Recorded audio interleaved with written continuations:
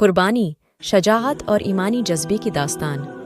آپ کی اہم کمان کو اس قدر زور سے کھینچتی تھی کہ آپ سے نام کا چھوڑا ہوا تیر جس جسم میں لگتا تھا، تیر کی نوک اس جسم کی دوسری طرف نکل جاتی تھی۔ آپ ہم نے اس قدر تیر چلائی تھی، ایک تیر چلانے کے لیے آپ لے ہم نے کمان کو کھینچا تو کمان ٹوٹ گئی۔ آپ سے بی ایم نے اپنی ترکش میں بچی ہوئی تیر سعد بن ابی وقاص کو دے دیے۔ سعد بن ابی وقاص کی نشانی کا کوئی بھی مقابلہ نہیں کر سکتا تھا۔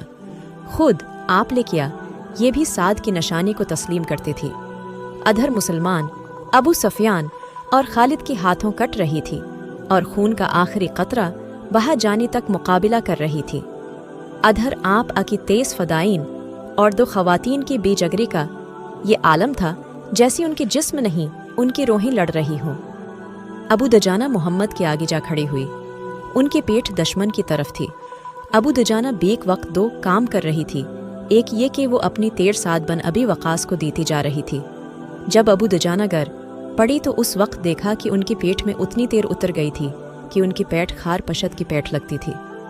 رسول اکرم یام کو بچانے کے لیے آپ سے ان کی کئی ساتھیوں نے جان دے دی، لیکن اکرمہ اور اس کی گھڑ سواروں اور پیادوں پر اتنی دہشت طاری ہو چکی تھی کہ وہ پیچھے ہٹ گئی۔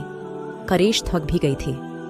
مجھے قریش کی ایک اور آدمی کا انتظار ہے، رسول اکرم نے اپنے ساتھیوں سے کہا۔ کون ہے وہ یا رسول اللہ سے یہ آپ سلام کی ایک صحابی نے پوچھا۔ کیا وہ ہماری مد کو آ رہا ہے؟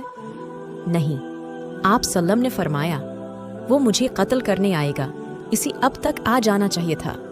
صحابی نے پوچھا لیکن وہ ہی کون؟ ابی بن خلف۔ آپ ہم نے فرمایا ابی بن خلف رسول اکرم لیم کی کٹر مخالفین میں سے تھا، وہ مدینہ کا رہنے والا تھا۔ اسی جب پتہ چلا کہ رسول اللہ علیہ لیا ہم نے نبوت کا دعوی کیا ہے تو ایک روز وہ آپ ایم کے پاس آیا اور اس نے آپ مہم کا مذاق اڑایا۔ زندگی اور موت اس اللہ کے اختیار میں ہے جس نے مجھے نبوت عطا فرمائی ہے اور مجھے گمراہ لوگوں کو سیدھی راستے پر لانے کا فرض سونپا ہے۔ ایسی بات منہ سے نہ نکالو جس سے میرے اللہ کے سوا کوئی بھی پورا نہ کر سکے۔